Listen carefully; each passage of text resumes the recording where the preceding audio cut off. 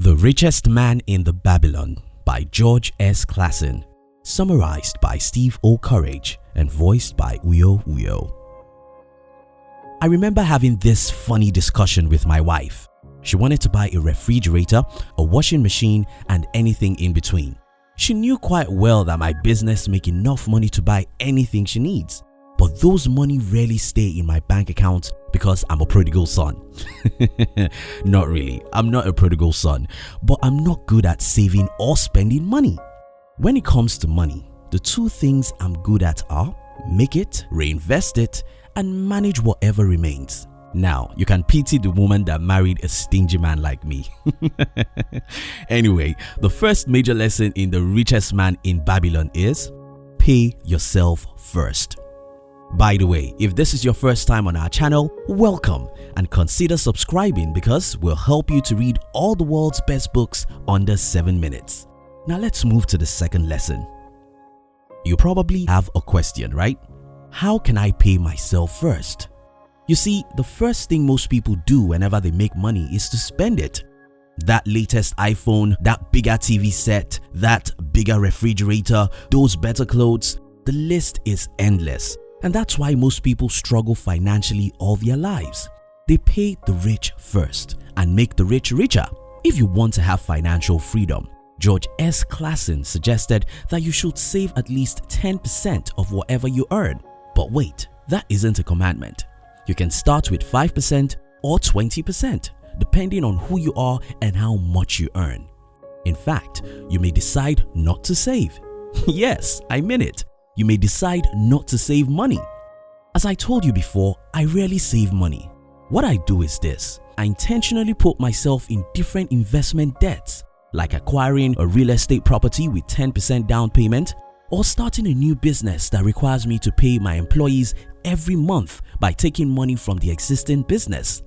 Sorry, my wife has been angry with me a few times because we may sometimes get broke even though my businesses make good money. It isn't my fault. I have enough good debt to take almost all my money away.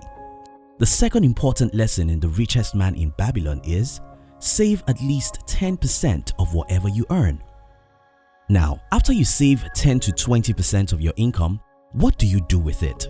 Yeah, it's time to celebrate. Call your friends for a party, buy your wife a new car. You deserve it. Celebrate the best Christmas of your life.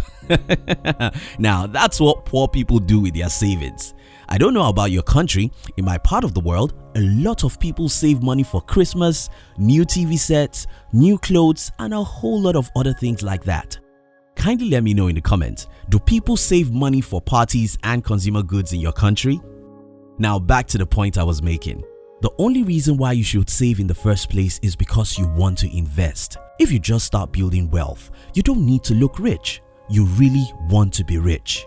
What most people do is to try and look rich by buying new, bigger, and latest stuff. You don't want to do that. You want to save so that you can invest in things that can make you money while you sleep. The third important lesson in The Richest Man in Babylon is invest your savings. Then you may want to ask me, but what exactly should I invest in? I understand your concern and I'll address that shortly. But before then, let me list some of the areas by which you can invest in this time of ours.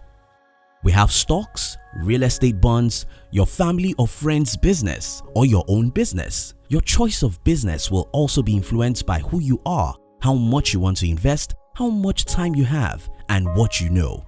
In all, the most important thing before you invest your hard-earned money is that you should get adequate education as regard anything you want to invest in.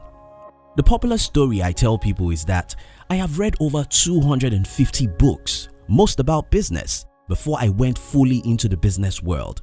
I don't think you should do less. Why should you invest your 1-year savings in stocks if you can't invest a month to study how stock market actually works? Why should you invest your 3-year savings on starting a business if you can't even take 3 months out to read 20 books about business? The fourth important lesson in The Richest Man in Babylon is get adequate education about whichever field you want to invest. In my experience, most people in the world care so much about today and nothing much about the future. As a young guy, when I was buying books, my age mates were buying latest clothes and phones. Now as an adult, while I'm investing in real estate and my business, I see other adults buying latest iPhones and cars. If you care about your tomorrow, you sacrifice today for it. The fifth important lesson in The Richest Man in Babylon is you must be able to delay gratification. Now, let's discuss. What lessons do you think I missed in this book? What points would you like to add? Which other good books would you like our team to summarize next? We love to receive your comments.